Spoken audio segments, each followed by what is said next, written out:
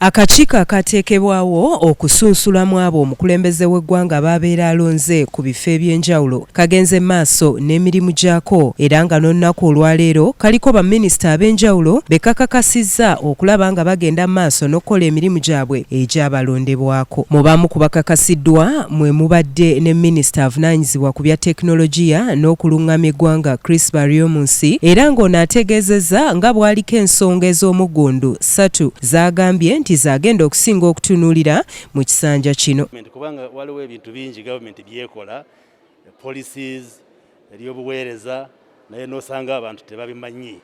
Kati awo tujja kuteekamu amaanyi okulaba nti twogere gavumenti bulungi ate si minisita yekka naye n'aboogezi abalala mu ministries abakulembeze ab'enjawulo nga ba RDCs bonna bafune empowerment okulaba nti banyonyola abantu baffe emirimu ya gavumenti na byonna ebikolebwa mu gavumenti.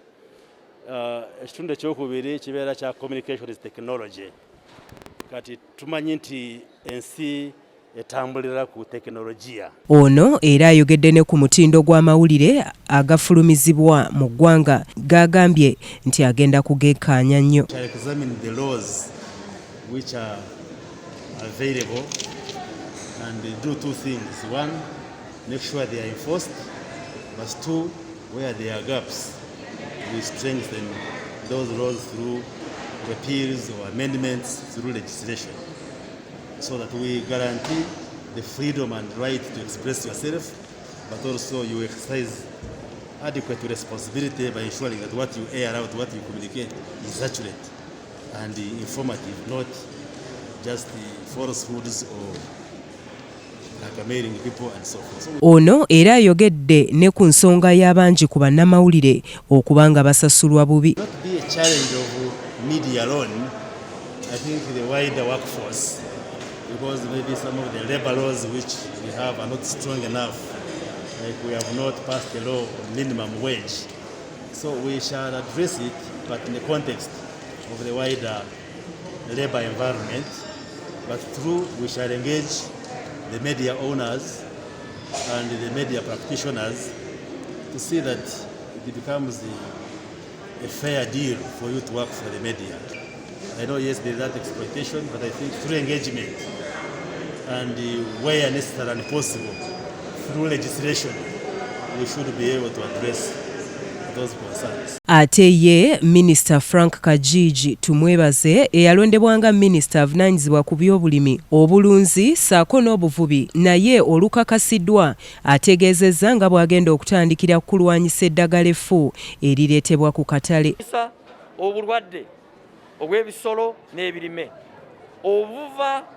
obuva ku nsonga y'ebicupuli by'amadagala ag'ente ag'ebirime ensigo enfu ze batunda abo banange njagala namwe ab'amawulire mutuyambe kaweefubeeyo tugirwanyise. Bw'oleetera abantu abalunzi n'abalima obutabakkiriya kibayita predictable n'amanya season eno nfuna kino bagenda kubivaawo ebyokulunda n'okulima. Bwe babivaawo kitegeeza ki? Tugenda ku importing emmere.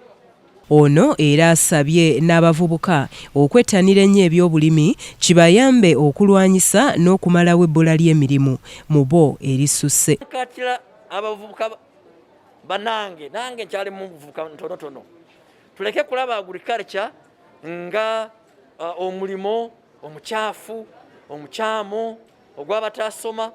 Bajjajja baffe ne batata baffe baatuwa emmere ne tulya ne tukula ne bajjamu obusente ne tusoma wadde batalina tekinologi eziriwo kati.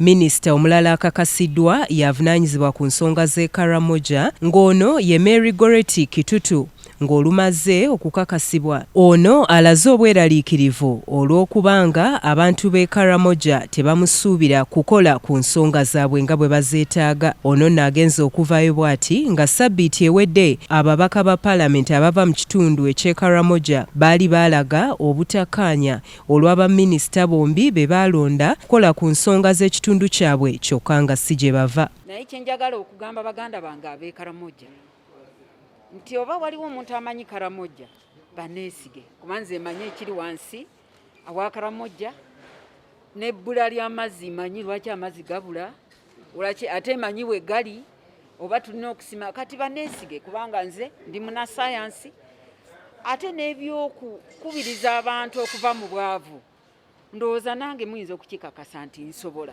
Akakiiko kano tekakkirizibwamu bantu balala batakatuulamu era ng'olunaku olw'eggulo omubaka akiikirira Butambala Muwanga Kivumbi yayagadde okubaako agamu ku mateeka g'akyusa kyokka kino tekyasobose. Akakiiko ako kati kalinga oba gye basabulira ripooti yaako bejja wano just kusoma busomi nagamba nabano twabayisiza wadde CV y'aba member of parliament y'aba minister teri mbaka parliament n'omu agenda gifunako sikirabamu butwa okujjako baba nga bakyagala okuyisaayo ebicupuli by'abantu bafuuke ba minister nolwekyo Uganda weeveewo era nze ndowooza akakaki akawaayiro ke beekwekamu kawaayiro kakadde nnyo ndowooza bakajja ku bazungu n'aba president ne parliament ezaalimu effugabbi. Okusunsula mu babaka kwatandise olunaku olw'eggulo era nga we lutuukidde leero nga baminisita abali mu 20 be bamaze okusunsulwamu era ng'omulimu guno gwa kugendera ddala maaso okutuuka ku nkomerero eya sabbiiti eno. Eggulire lino likusakiddwa Isa Kigongo ku lwa 44 olw'eggulo.